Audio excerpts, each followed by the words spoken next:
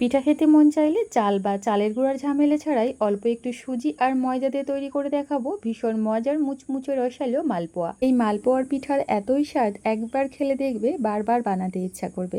চলো তাহলে রেসিপিটা দেখে নিই, আশা করছি ভালো লাগবে। শুরুতেই একটা মিক্সিং বোলের মধ্যে নিয়ে নিচ্ছি চা খাবার কাপ মেপে 1.5 কাপ পরিমাণ ময়দা, আর ওই কাপ মেপে দিয়ে দিব হাফ কাপ সুজি। 1.5 কাপ ময়দার জন্য হাফ কাপ পরিমাণ সুজি ব্যবহার করতে হবে।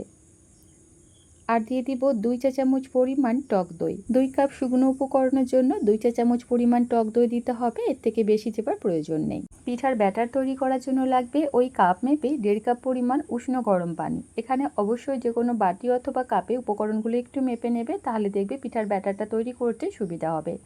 তো প্রথমে 1 কাপ পরিমাণ পানি দিয়ে হ্যান্ড উইশের সাহায্যে খুব ভালোভাবে নেড়েচেড়ে মিশিয়ে নিচ্ছি। তারপর বাকি হাফ কাপ পানি অ্যাড করছি, তবে পানিটা একেবারে দিচ্ছি না। দেখো এইভাবে অল্প অল্প করে দিয়ে হ্যান্ড উইশের সাহায্যে ব্যাটারটা খুব ভালোভাবে ফেটিয়ে নেব। একটু সময় নিয়ে ব্যাটারটা খুব ভালোভাবে ফেটিয়ে নিতে হবে, যেন ব্যাটারের মধ্যে কোনো রকম লাম্পস বা দলাভাব না থাকে। একদম স্মুথ আর মসৃণ করে পিঠার ব্যাটারটা তৈরি করতে হবে। তো আমি এখানে 1.5 কাপ পরিমাণ পানি দিয়ে পিঠার ব্যাটারটা খুব সুন্দরভাবে বানিয়ে নিয়েছি। এবার ব্যাটারটাকে ঢাকা চাপা দিয়ে রেস্টে রেখে দিব 1 ঘন্টার মতো। তবে তোমাদের হাতে সময় থাকলে 3 থেকে 4 ঘন্টার মতো রেস্টে রেখে দিতে পারো, সেক্ষেত্রে পিঠাটা আরও বেশি সুন্দর হবে। এবার চলো পিঠার জন্য চিনির শিরা তৈরি করে নিই। শিরা তৈরি করার জন্য ওই কাপ মেপে নিয়ে নিলাম 1.5 কাপ পরিমাণ চিনি, 1 কাপ পরিমাণ পানি। সুন্দর একটা ফ্লেভারের জন্য দিয়ে দিচ্ছি 2টো এলাচ, আর কালারের জন্য অল্প একটু ইয়েলো ফুড কালার ব্যবহার করেছি। তবে হ্যাঁ, ফুড কালারটা টোটালি অপশনাল, হাতের কাছে না থাকলে বা পছন্দ না গেলে স্কিপ করতে পারো। চুলার ফ্লেম মিডিয়াম হাই রেখে শিরাটাকে প্রায় 2 মিনিটের মতো খুব ভালোভাবে ফুটিয়ে নিয়েছি। এখানে চিনিটা ভালোভাবে মেল্ট হয়ে যাওয়ার পর শিরাটাকে 2 মিনিটের মতো ফুটিয়ে নিলেই হবে। শিরাটা একতার বা 2 তারের হবে না, হালকা চিপচিপে একটা চিনির শিরা আমাদের তৈরি করতে হবে। এর থেকে বেশি আর জাল করব না। চুলার ফ্লেম অফ করে দিয়ে দিচ্ছি হাফ চা চামচ পরিমাণ ঘি। ঘি ব্যবহার করলে পিঠার মধ্যে খুব সুন্দর একটা স্মেল পাবে, খেতেও ভালো লাগবে। তবে হ্যাঁ, ঘিয়ের ফ্লেভার পছন্দ না গেলে তোমরা স্কিপ করতে পারো। ঢাকা চাপা দিয়ে শিরাটা একটা সাইডে রেখে দেবো। আর এদিকে ব্যাটারটাকে প্রায় 1 ঘন্টার মতো রেস্টে রেখেছিলাম। আর এই সময়ের মধ্যে দেখো ব্যাটারটা অনেকটাই ঘন হয়ে গেছে। তবে ওই যে বললাম, তোমাদের হাতে যদি সময় থাকে অবশ্যই ব্যাটারটাকে 3 থেকে 4 ঘন্টার মতো রেস্টে রাখবে, তাহলে দেখবে পিঠাটা আরও সুন্দর তৈরি হবে। এবার এই পিঠাটা অনেক বেশি ক্রিস্পি আর মুচমুচে তৈরি করার জন্য আমি এখানে 2 চা চামচ পরিমাণ চালের গুঁড়া দিয়েছি, আর সুন্দর একটা ফ্লেভারের জন্য দিয়ে দিচ্ছি 1 চা চামচ পরিমাণ কাঁচা মৌরি। চালের গুঁড়াটা দেওয়ার জন্য পিঠাটা অনেক বেশি ক্রিস্পি হবে। তবে তোমরা পছন্দ না গেলে বা হাতের কাছে না থাকলে চালের গুঁড়া ছাড়াও পিঠাটা বানাতে পারবে, একদম পারফেক্ট হবে।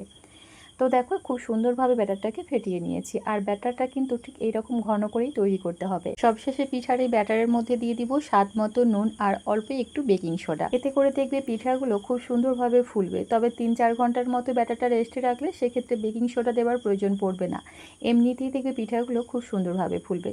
বেকিং সোডা অ্যাড করার পর ব্যাটারটাকে প্রায় 2 মিনিটের মতো খুব ভালোভাবে ফেটিয়ে নিয়েছি। আর এই তো দেখো পিঠার এই ব্যাটারটা কিন্তু যথেষ্ট ঘন, ঠিক এইভাবে ঘন করেই তৈরি করতে হবে। আজকের এই মালপোয়া পিঠা ভাজার জন্য আমি আপ্যাম প্যান নিয়েছি, আর এই আপ্যাম প্যানের তলা যেহেতু অনেকটাই পাতলা, তাই পিঠাগুলো কোনোভাবেই পুড়ে না যায় বা অতিরিক্ত লাল না হয়ে যায়, তাই প্যানটা আমি একটা রুটি সেকার তার ওপরে বসিয়ে খুব ভালোভাবে গরম করে নিয়েছি। তারপর দেখো প্যানের মধ্যে অল্প অল্প সাদা তেল দিয়ে দেবো। চাইলে তোমরা এই পিঠাগুলো ঘি দিয়ে ভেজে নিতে পারো, সেক্ষেত্রে পিঠাটা খেতে আরও বেশি ভালো লাগবে। দেখো এখানে তেল ভালোভাবে গরম হয়ে গেলে পিঠার ব্যাটারটা দিয়ে দিব। আর এই আপ্যাম প্যানে একসঙ্গে অনেকগুলি পিঠা ভেজে নেওয়া যায়, আর তেলের পরিমাণটাও কিন্তু অনেক কম লাগে। অল্প একটু তেল দিয়ে কিন্তু সমস্ত পিঠাগুলো ভেজে নিতে পারবে। তো দেখো এখানে পিঠাগুলোর একটা সাইড যখন হালকাভাবে ভাজা হয়ে যাবে, অপর সাইডটা উল্টে দিব। আর এই পর্যায়ে চুলোর ফ্লেমটা আমি মিডিয়াম হাইয়ের মাঝামাঝি রেখেছি। তবে হ্যাঁ, তোমাদের হাতের কাছে এরকম আপ্যাম প্যান না থাকলে ঘরে থাকা যে কোনো প্যানের মধ্যেই পিঠাগুলো ভেজে নিতে পারবে, একদম পারফেক্ট হবে। আর হ্যাঁ, পিঠাগুলো ভাজার সময় অবশ্যই তেলটা ভালোভাবে গরম করে নেবে, তাহলে দেখবে প্রতিটা পিঠাই খুব সুন্দর তৈরি হবে। তো দেখো বন্ধুরা, আমি এখানে পিঠাগুলো অনবরত উল্টে পাল্টে সুন্দর একটা কালার আসা পর্যন্ত ভেজে নিয়েছি। এর থেকে বেশি আর লাল করব না। এবার তেল থেকে উঠিয়ে নিচ্ছি। প্রতিদিনের মতো বন্ধুদের কাছে ছোট্ট একটা রিকোয়েস্ট, একটা লাইক দিয়ে কন্টিনিউ ভিডিওটা দেখার চেষ্টা করবে, আর রেসিপি ভালো লাগলে নিজের ফ্রেন্ড ফ্যামিলির সঙ্গে শেয়ার করে দেবে। তো দেখো সমস্ত পিঠাগুলোই তেল ঝরিয়ে উঠিয়ে নিয়েছি, আর এই পিঠাগুলো তেল থেকে উঠে নেবার সঙ্গে সঙ্গেই চিনির শিরার মধ্যে দিয়ে দিতে হবে। আর এই পর্যায়ে অবশ্যই চিনির শিরাটা উষ্ণ গরম থাকতে হবে, তাহলে দেখবে পিঠাগুলো দিবার সঙ্গে সঙ্গেই খুব সুন্দরভাবে চিনির শিরা শোক করে নেবে।